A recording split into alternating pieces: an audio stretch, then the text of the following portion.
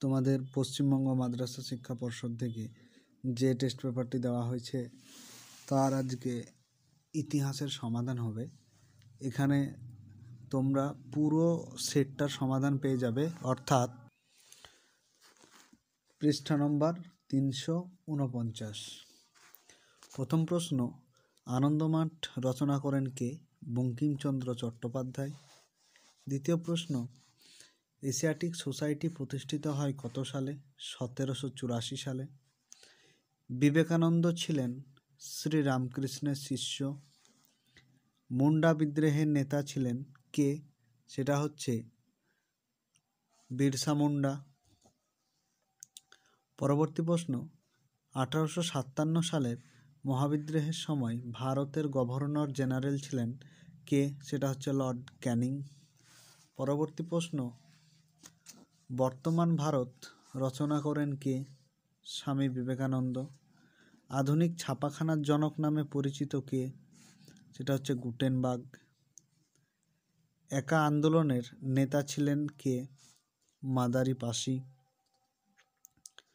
হিন্দু মেলা প্রতিষ্ঠা করেন কে? নবগোপাল মিত্র।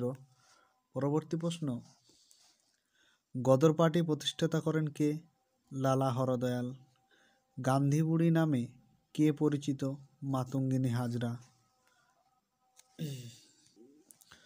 পরবর্তী প্রশ্ন, স্বাধীন ভারতের প্রথম রাষ্ট্রপতি কে ছিল? সেটা হচ্ছে ডক্টর রাজেন্দ্র প্রসাদ। পরবর্তী প্রশ্ন, এ ট্রেন টু পাকিস্তান গ্রন্থটি কে রচনা করেন? খুশবন্ত সিং। পরবর্তী প্রশ্ন, বিভাগ ক্ষয়ের জীবন স্মৃতি কার রচনা? রবীন্দ্রনাথ ঠাকুরের। কাঙাল হরিনাথের প্রকৃত নাম কি? হরিনাথ মজুমদার। পরের প্রশ্ন, 1857 সালের সিপাহী বিদ্রোহের প্রথম শহীদ কে ছিলেন? মঙ্গল পাণ্ডে। পরবর্তী প্রশ্ন, লৌহমানব নামে কে পরিচিত? সর্দার বল্লভভাই প্যাটেল। এরপর সত্য বা মিথ্যা নির্বাচন করো। সর্বপ্রথম সব ব্যবচ্ছেদ করেন ডক্টর নীলরতন সরকার। একদম ভুল, এটি প্রথম করেন মধুসূদন গুপ্ত। লিখে দিচ্ছি এখানে, দেখো, মধুসূদন গুপ্ত। পরবর্তী প্রশ্ন, ওয়াহাবি শব্দের অর্থ কি? নবজাগরণ। এটাও সঠিক। বেঙ্গল কেমিক্যালস প্রতিষ্ঠা করেন আচার্য প্রফুল্লচন্দ্র রায়। এটিও সঠিক। এরপরে কয়স্তম্ভের সঙ্গে ক্ষয়স্তম্ভ মেলাতে হবে। প্রথমে লীলা নাগ বা লীলা রায় কে ছিলেন? তিনি ছিলেন দীপালি সংঘের প্রতিষ্ঠাতা। পরবর্তী প্রশ্ন, কাজী নজরুল ইসলাম কে ছিল? লাঙল পত্রিকা সম্পাদক ছিল। পরবর্তী প্রশ্ন, সরোজিনী নাইডুকে বলা হয় ভারতের নাইটেঙ্গেল। এরপর বিবৃতি। প্রথম বিবৃতি হলো, জওহরলাল নেহেরু কন্যা ইন্দিরাকে চিঠি লিখতেন। কিসের জন্য? ইন্দিরা চিঠি লেখার জন্য বাবাকে অনুরোধ করতেন, না ইন্দিরার চিঠি জমানোর শখ ছিল, না চিঠির মাধ্যমে পিতা তার কন্যাকে বিশ্ব প্রকৃতি ও বিশ্ব ইতিহাস সম্পর্কে সচেতন করতেন? এটা উত্তরটা 3 নম্বরেরটা রাইট। খ নম্বর, রবীন্দ্রনাথ ঠাকুর গোরা উপন্যাস লিখেছিলেন পাশ্চাত্য শিক্ষা সমালোচনার জন্য, না ঔপনিবেশিক শাসনকে সমালোচনা করার জন্য, না সংকীর্ণ জাতীয়তাবাদকে সমালোচনা করার জন্য। একদম। পরবর্তী প্রশ্ন, রংপুরের কৃষকরা দেবী সিংহের বিরুদ্ধে বিদ্রোহ করেন কেন? দেবী সিংহ কৃষকদের নীল চাষে বাধ্য করেছিল, না দেবী সিংহ জমিদার ও প্রজাদের উপর রাজস্বের হার বহুগুণ বৃদ্ধি করেছিল। এটা একদম সঠিক উত্তর। এরপরে আজকে বিভাগ গ নাম্বারের আমি উত্তর বলে দেব। এটি এর আগের ভিডিওতে দেওয়া হয়নি, তাই এখন থেকে দেব, মানে 2 নম্বরেরগুলো শুধু বলে দেব। ভারতের কংগ্রেসের সোশ্যালিস্ট পার্টির 2 জন নেতার নাম।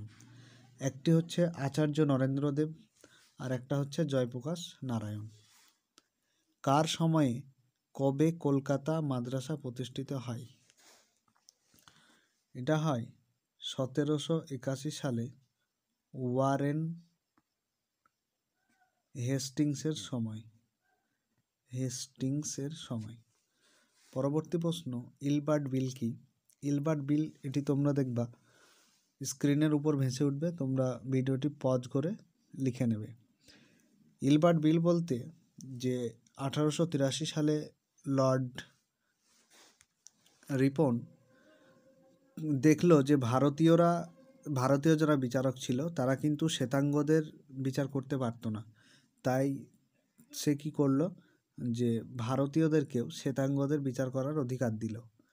দিয়ে অবশেষে কিন্তু এই যে বিলটা পাস হয়েছিল কিন্তু পরবর্তীতে আবার ফিরিয়ে নিয়েছিল, কারণ এটার প্রতি মানে বিদেশিরা আন্দোলন করেছিল। ঠিক আছে, পরের প্রশ্ন দেখো, একজন প্রাচ্য ও পাশ্চাত্যবাদীর নাম। প্রাচ্য হলো কোলব্রুক, আর পাশ্চাত্যবাদী হলো কোলভিলও আছে, আলেকজান্ডার ডাফ। এখানে আমি শুধু ডাফ লিখেছি, তোমরা লিখবে আলেকজান্ডার ডাফ। পরবর্তী প্রশ্ন, শ্রীরামপুত্রই কাদের বলা হয়? এটা হচ্ছে উইলিয়াম ক্যারি, মার্সম্যান আর উইলিয়াম এডওয়ার্ড। আমি শুধু এডওয়ার্ড লিখেছি, তোমরা উইলিয়াম এডওয়ার্ড লিখে নেবে। পরবর্তীতে মিরাট ষড়যন্ত্র মামলা সম্পর্কে যা জানো লেখো। ভিডিওটি এটাও তোমাদেরকে স্ক্রিনের উপর দেখবে ভেসে উঠবে, তোমরা লিখে নেবে পজ করে। পরবর্তী প্রশ্ন, চৌরি চৌরা ঘটনা কি? এটাও তোমরা লিখে নেবে। পরবর্তী প্রশ্ন, কোমাগাতারু ঘটনা কি বা কোমাগাতারু কি? এটিও তোমাদের স্ক্রিনের উপর ভেসে উঠবে, তোমরা পজ করে লিখে নিও। রশিদ আলী দিবস কি? তারপরে শেখ আবদুল্লাহ কে ছিল? একজন কাশ্মীরের প্রাক্তন মুখ্যমন্ত্রী, বা এটিও লিখতে পারো যে একজন কাশ্মীরের রাজনীতিবিদ। পরবর্তী প্রশ্ন, দিল্লি চুক্তি কবে কাদের মধ্যে হয়? দিল্লি চুক্তি 1950 সালে হয় ভারত ও পাকিস্তানের মধ্যে। আর একটা দিল্লি চুক্তি হয়েছিল 1970-এর দিকে, সেটা ভারত, পাকিস্তান ও বাংলাদেশের মধ্যে অনেক পরে হয়েছিল, কিন্তু এটা তোমরা এখানে 1950 সালে ভারত ও পাকিস্তানের মধ্যে দিল্লি চুক্তি হয়, এটিই লিখবে। ভিডিওটি ভালো লেগে থাকলে শেয়ার এবং সাবস্ক্রাইব করে এবং বেল আইকনটি বা নোটিফিকেশনটি অন করে রেখো, যাতে কোনো ভিডিও দিলে তোমরা প্রথমেই নোটিফিকেশন পেয়ে যাও।